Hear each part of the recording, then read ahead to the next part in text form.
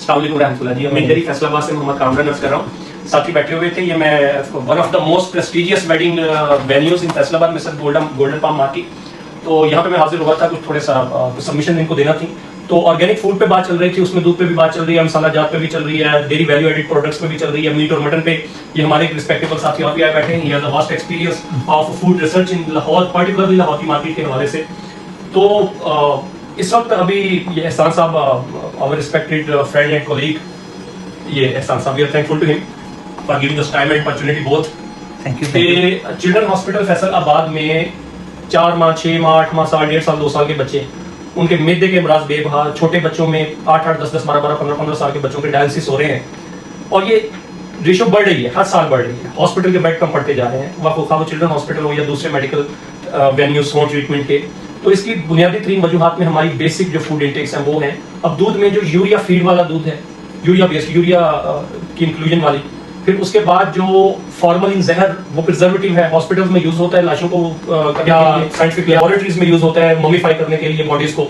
हमारे यहाँ पे उसको दूध में डाल दिया जाता है कि बैक्टीरिया फ्लोरेशन ना हो और दूध खराब ना हो, वो बैक्टीरिया फ्लरिश ना करे, फ्लरिशिंग ना हो।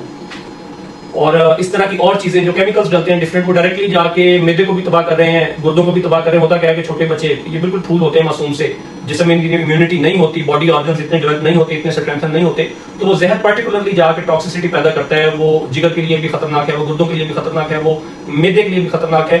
यहाँ पे बात हो रही थी, हमारे पास 2 ऐसे केसेस आए हैं दूध के, जहाँ पे उनकी सर्जरी हुई है मैदे की, 2 डिफरेंट केसेस हैं, और उन्होंने उनकी फूड में दूध शामिल किया है, जो भी परहेजी उनका खाना है।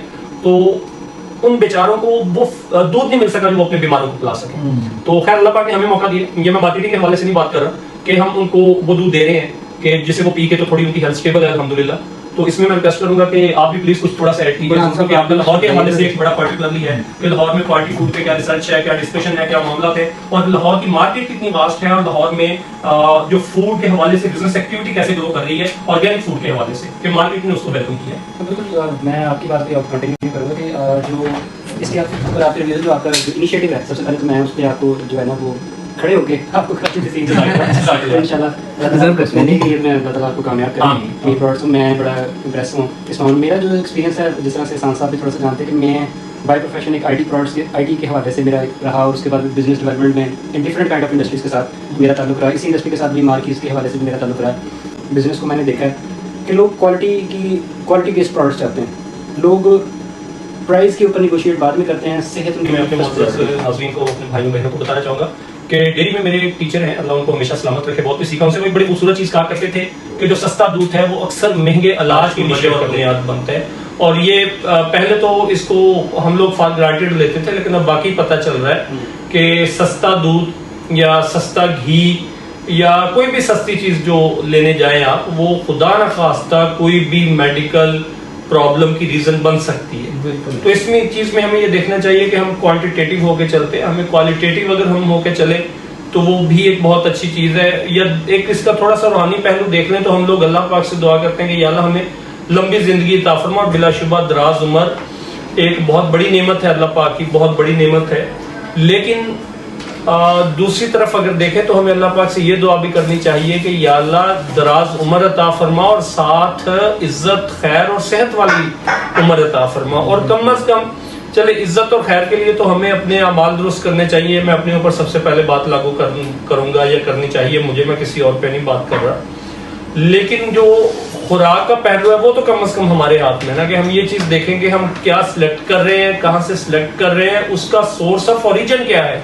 हम लोग तो इतना भी नहीं सोचते कि जो सोर्स ऑफ ओरिजिन क्या है, और सोर्स ऑफ ओरिजिन ही सारी कहानी है। किसी चीज में भी कोई भी मिलावट हो वो हमें से नहीं है, दर इस्लाम से खारिज है। अच्छा, फिर मिलावट में हमारे मुअज़्ज़ज़ जो कंज्यूमर्स हैं वो ये समझ लेते हैं कि शायद पानी डाल दिया मिलावट है, बर्फ डाली मिलावट है। इस वक्त मिलावट का सिनेरियो ही चेंज हो चुका होता है। आपको ये नहीं पता कि वो दूध गाय ने दिया, भैंस ने दिया, भेड़ बकरी ने, ऊँटनी ने दिया, या वॉशिंग मशीन ने दिया।